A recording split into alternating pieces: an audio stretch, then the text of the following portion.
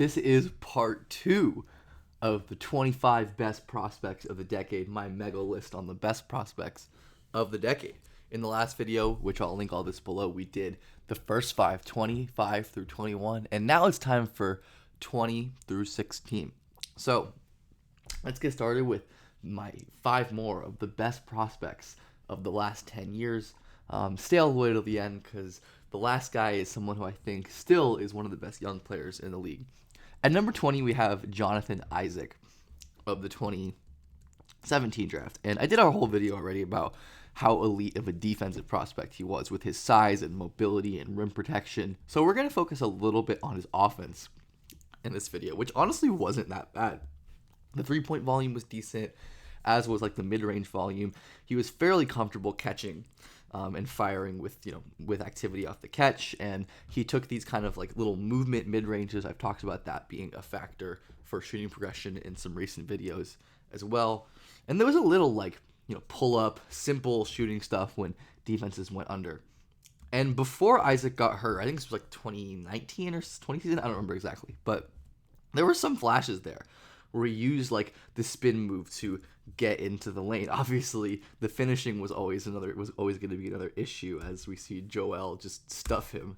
But the initial move, it's interesting. The scoring touch, like the finishing and the mid-range stuff, just never really came around and was never really able to materialize. But again, we see the pull-up flash as this was the shot that Isaac really would have needed to hit. Defense goes under, punishes them for that with a little elbow pull-up. Isaac had some, utility popping as a big man, but the jumper was far from consistent as well, even into that part of his career. But he was obviously known for his defense, as I did a whole video on, an unbelievable defensive prospect. And of course, he was a defensive player of the year level guy in his last real healthy season, where he was a monster with his insane instincts and quick area ground coverage for that size. This should be an open pass to Jaren Jackson with 99% of defenders here, but Jonathan Isaac very easily is able to track back and snag that and go all the way the other way for an easy layup. It was rare to see guys with his level of mobility, playmaking instincts, and just general on and off ball versatility. And again, here we have him against Giannis, moving his feet, playing the ball, swiping down. Isaac was a phenomenal defensive prospect, and I think that defense plus the offensive upside with some of the shooting we talked about makes him a top 20 prospect of the decade. Again, go watch that video I did if you're interested in the defensive stuff, because it really was wild. The mobility and the playmaking instinct was really, really special. Number 19, we have Victor Oladipo of the 2013 draft. Oladipo's slashing and burst were really special. There are a few guys like him with the combination of vertical and horizontal explosion that he had, as he blew into the rim with his first step every time. And Oladipo was very difficult to contest as he got all the way up to the rim. And even when he didn't, again, we see Oladipo, easy blow-by burst, right to the deep paint, and he's able to hang and use the inside finish to get the ball in there. His finishing craft, along with the crazy explosion, was really impressive. This is just a ridiculous athletic showcase as Oladipo. We initially, of course, see the burst here, but also the awesome flexibility and balance. Look how low he gets his shoulder and his torso here, and his shin angle too, almost parallel, or more than parallel to the ground. That helps him generate so much speed and leverage. He has the strength to bump off, elevate off of two. He gets so high on this play, despite it being half court in close quarters traffic. This stuff was really, really special. This seems to be a play that everyone remembers. I remember I posted on Twitter last summer. I was too young for this, but this is one of the most unbelievable missed dunks I've ever seen, that everyone seems to remember, and it's just another example of the unbelievable athletic tools and the burgeoning handle that he used to create and work with those tools. A little hesitation freezes this defender, and there's nobody coming close to stopping Victor Oladipo when he gets all the way to the rim.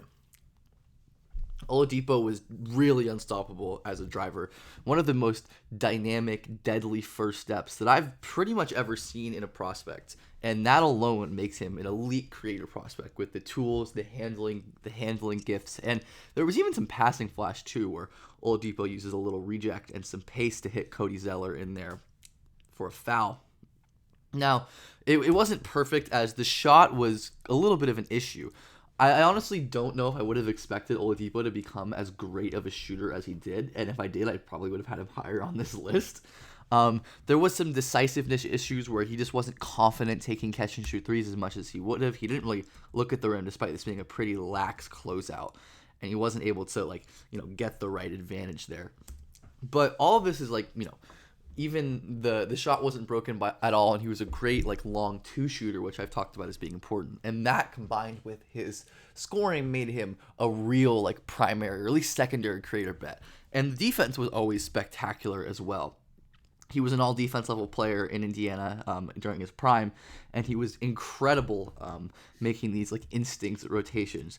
Oladipo is playing two guys at once here. The second that this ball handler even twitches, Oladipo zips in and steals the ball. This is insane stuff. Absolutely insane stuff. He was a menace on the ball too. Insanely good versus screens. So quick, changing directions, flipping his hips, mirroring defenders. He was really, really difficult. And that's Trey Burke, one of the best defenders, one of the best offensive players in the country at the time. Let's watch this one more time as the initial screen evasion, where being able to left-right step over that screen and maintain his speed and change directions is really, really special. The point of attack defense traits were special. Again, we see him blow through this screen. And these were some pretty okay screens that Mitch McGarry and co were setting, but he's so quick laterally that he's beating Tim Hardaway to his spot badly. Ends up getting broke here.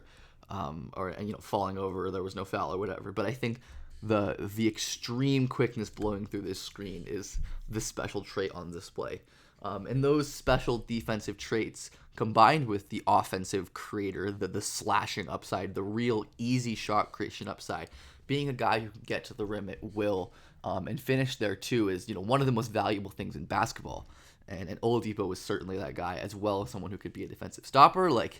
Yeah, that is a really high-level prospect and one of the best to come around. I think definitely the best prospect in the 2013 draft. We just see the incredible stop-on-a-dime ability there, the hands. I actually had included more clips in this than I wanted to, but I don't care because I love Victor Oladipo and his defense. Man, he was so awesome. Obviously, he's sad about what happened to his career. But that can go long because we're going to go short on our 18th best prospect of the decade, Chet Holmgren of the 2022 draft. I already did a video on Chet probably a week or two ago, and I have multiple on this channel on him. So we're just going to do the Cliff Notes pitch. Obviously, his special rim protection, Chet Holmgren's verticality and ability to contort in midair at the rim using his length, his special timing, and reaction speed as well. Look at him, easy 1-2 over for a left-handed block right there. I think they called that a goaltend, but I definitely don't think it was a goaltend. No, they didn't call it a goaltend. Okay, good. And then the off-ball scoring shooting potential, as Chet could comfortably step into dribble handoff pull-up threes as a true 7-footer. And I don't think he is a true creator prospect that's advertised by some. The handle is weak, he can't pass very well, but what Chet was special as is a finishing prospect. The contortion, the touch, the ability to finish at any angle with either hand. The efficiency around the rim was special, and all of that combined to make a very special prospect. At number 17, and I believe this is actually 16, the next to a flip, but it doesn't really matter, is Karl-Anthony Towns. And Towns is one of the weirdest prospects ever. And it looks like it's a very strange player. And I think a good starting place will be his Dominican Republic FIBA tape. I believe this was when he was a freshman in high school. There's probably 14, 15-year-old Karl-Anthony Towns cashing a three over James Harden, Andre Iguodala, Anthony Davis. He is one of the strangest shooting evals ever, as, again, he had crazy behind-the-back passes like that. He was such a different player at Kentucky. Nobody, I think, really expected him to develop into a guy who is the best big man shooter ever, maybe a guy who could shoot off of movement, take step backs, do all of this incredible stuff. Cat is like one of the players who shot less than 1 3 a game in college. Obviously, some Coach K malpractice or whatever he's doing, but the list of those players who ended up developing a jumper in the league is so small. Just like scrolling down this list, you can see that almost none of these guys, even some with solid, Siakam a big exception there, of course. Almost none of these guys developed reliable jumpers. Obviously, going back to Towns' FIBA tape helped, but it's insane the way that he has progressed. The perimeter flashes weren't super common at Kentucky, but they were really enticing, where Cat used his strength and his speed and his handling comfortability. And I think this was like one of the only pull-up. I think this might be the only pull-up jumper he took that season, but it is beautiful. 7-footer with size, using a step back, high release, quick release. There's really no guarding that. But what Cat was really dominant at was as an interior scorer. He was so good in the post, backing guys down, using his strength, the post hook touch. I don't know why I had that pass it again, but it's cool, so we can watch it again. I do remember. It's a transition into his pretty impressive passing as well, which definitely, I think, as he's grown as an NBA player, has improved, but isn't the best thing ever in the world. Cat is really good at finding these high-low passes where he pumps a little bit to move this defender out of the way before firing it in for an easy layup. Cat was a really great post passer too. He garnered so much gravity and was great at using his long arms to deliver passes at weird angles. We see Cat use a beautiful spin-off, generate an advantage. The help has to come. And even though this defender is sunk down, Cat knows that the best pass is the layup pass. And he beautifully delivers to Trey Lyles. This is high-level passing stuff from Mr. Karl-Anthony Towns. And it's interesting that I think Cat's main selling point might have been his defense, honestly, where his mobility was really solid, and he was great as a rim protector. Cat had a pretty quick vertical leap, especially given his size and strength. It wasn't incredible, but he could get off the floor pretty quick, as you can see here, and made some monster blocks.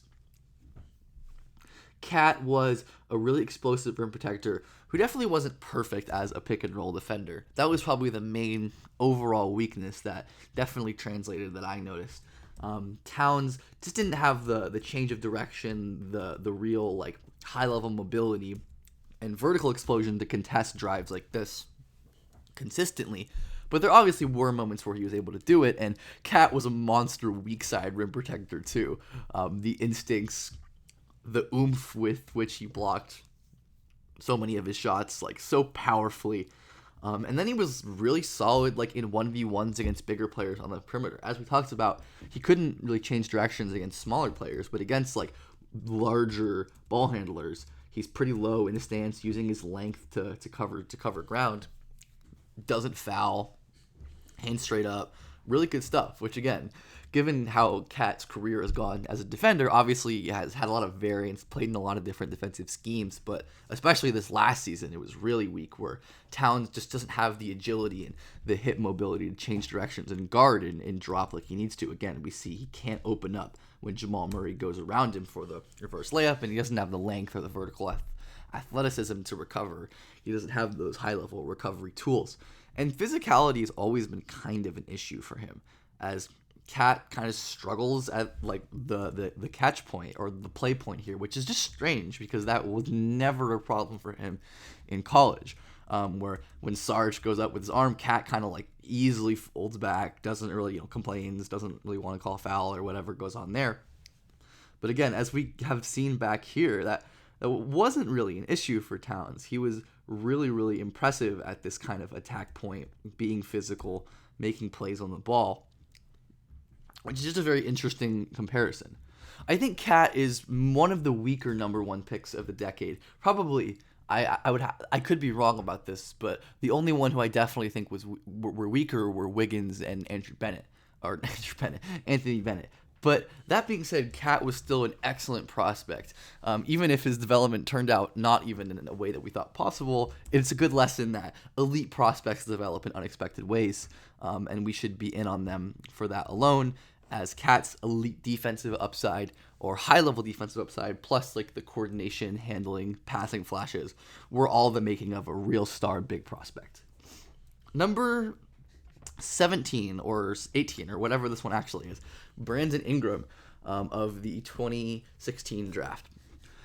Ingram was an incredibly good creator prospect for a true like long 6'9" wing.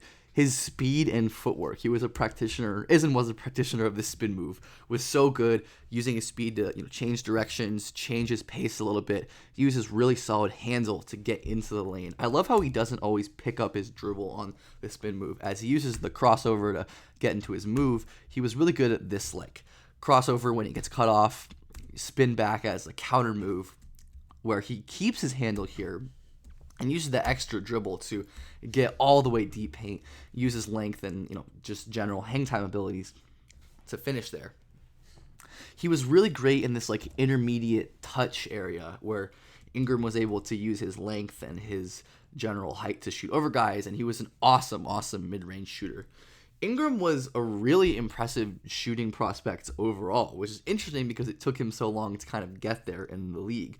The free throw was the big weakness, but a really high volume three-point shooter who made them, great three-point attempt rate, was really solid on long twos and made quite a few of them.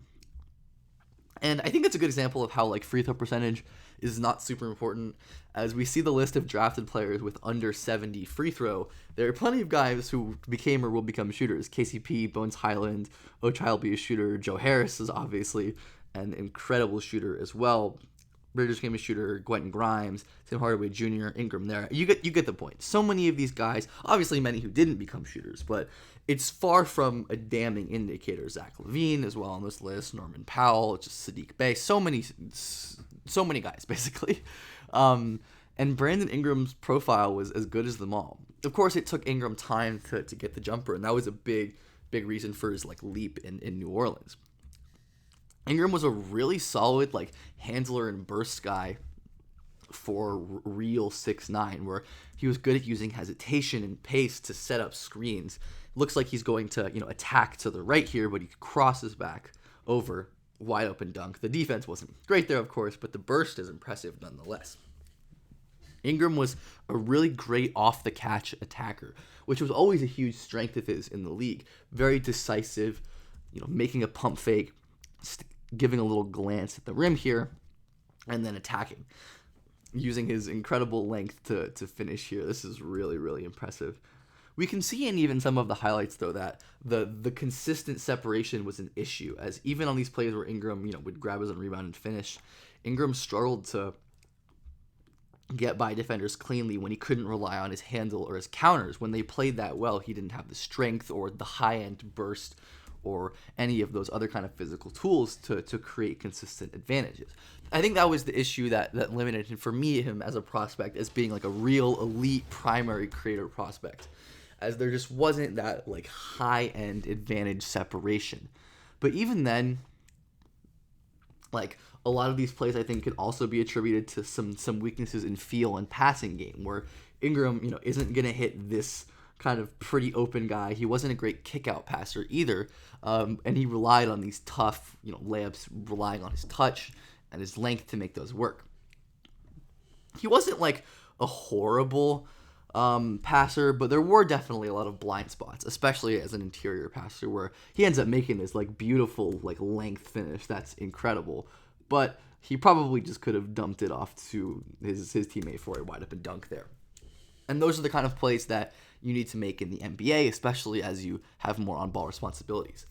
There were some passing flashes, though, as I love this play where he uses his pace and his handling and his counters, as we've seen, this time finishing it off with a really impressive laydown. There were real flashes, as we see, again, Ingram playing slow, using multiple dribble moves, getting to his spots, the spin to counter, beautiful little laydown. And the passing improvement in the NBA, Ingram is one of the guys who I've like tracked over his career more than almost anyone, from covering the Pelicans and just being in LA around the Lakers.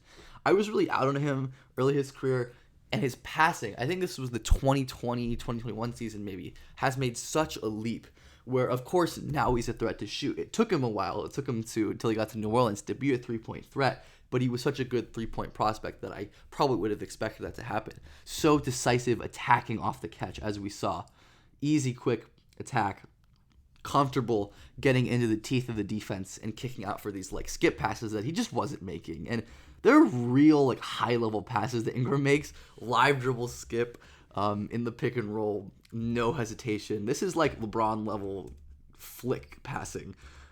Punishing Aaron Holiday, who's like pretty reactive and aware here, but this is at like the peak of his dig, and Ingram punishes that beautifully with that cross court skip. It's really ridiculous how good of a passer Ingram became in his time in New Orleans, and how good of a passer that he has become.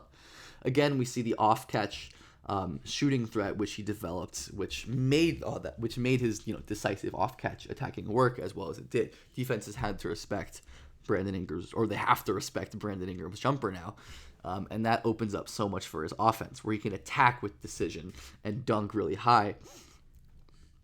Russell Westbrook has to play him close because Ingram was a threat to shoot off the catch, blows by him, and is able to finish very cleanly there. I think Ingram overall had the profile of a real like low-level primary, secondary offensive option, as there aren't really 6'9" guys with his level of coordination and handling gifts. The handling and pacing, I think, were the standouts, along with his touch.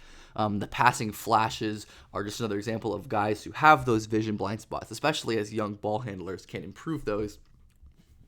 And especially in a role where they're more off ball or have less primary responsibilities as well. So I think all of that is good enough to make Ingram a top 20 prospect for me of the last 10 years. He was really, really excellent. Now for our last guy, number 16, we have Jalen Green of the super loaded 2021 draft.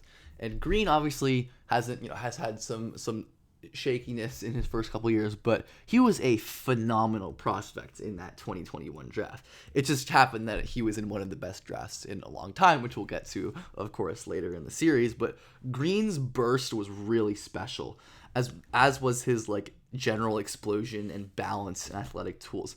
Unlike Oladipo, who was a bit stiffer, Green had a little less strength, but the same kind of burst and explosion. But his like flexibility and body control and balance, hanging in air and finishing, were really, really special. And one of his like defining traits. We see Green have some of these similar traits that we talked about before: the awesome, unstoppable first step, the great shin angle and leverage with his shoulder to get low and burst by. And look at it, just hang in the air, float under this contest, and finish on the right side of the basket. The vertical explosion, the athletic tools, again, were really, really special. And these kind of, two guard size guys with real high-level advantage creation tools are the players who end up driving solid to good NBA offenses and being, great complementary pieces. And I think the passing was always a little underrated, as there were ridiculous flashes like this, especially as an off-ball player, where Jalen Green has shined going back to his Ignite days. I think Ignite is really good at developing guys into good off-ball players in NBA systems, which is one of the main benefits to me of going there, where Green is able to draw two defenders on this curl and make a ridiculous wrap pass there that just should never have worked. And there was some pick and roll stuff too, where he would place the ball really well on a roll pass here. This is perfect placement right where right outreaching the defender's arms there to get Kuminga a dunk on the roll there, or not a dunk, but a layup on the roll there. And Green's shot making was also phenomenal. He was an amazing shooter off the catch, a great pull-up shooter. By his senior year of high school, had become a legit sub-elite, maybe almost elite shooting prospect. And all of that combined to make him an elite creator prospect. Jalen Green has had his moments in the NBA, but I think especially this season, the passing has not been discussed, as there is real growth. He's getting better at using pace to wait for pick and roll rollers to get into their spots and to find them with simple passes like that. And I think especially playing more next to on-ball threats like Amen Thompson, Cam Whitmore as he grows, and Fred VanVleet this year as well, that Green's going to be able to use his ability to get into the paint and make these solid interior passes even more when he's attacking tilted defenses, or attacking off the catch, or hopefully they'll run some like pin downs and such for him this year, or they'll maybe like expand their playbook a little bit to work with Jalen Green. But plays like this, where he's able to attack off of the catch and make a really tight window interior pass, are going to be money for him. Obviously, Kevin Porter Jr. is talented, very inconsistent, but having someone with the burst, or a men, or the veteran screencraft of Fred VanVleet creating advantages, kicking to Green, defenses have to close hard because of the jumper, and he burns them and creates an easy layup for one of his teammates. I think that could be a staple for him going forward in his career. This offensive package, along with decent defensive tools, he hasn't been great so far in the league, but he was okay in G League Ignite, and of course the great athletic tools help him there. But Green overall, I still think has extreme potential to be one of the league's next offensive stars. There aren't guys with his level of burst and flexibility, handling and passing skill, finishing talent, and shot making. Those just don't come around. And I think Jalen Green is easily one of the best prospects in the last 10 years, evidenced by him being so high on this list. So let me know what you thought. I'll link all the videos I've done on these guys. I've done videos on Green and Holmgren, and a lot of these guys in more depth or on kind of different lenses. So let me know what you think, and let me know who you're thinking is going to be in the top 15.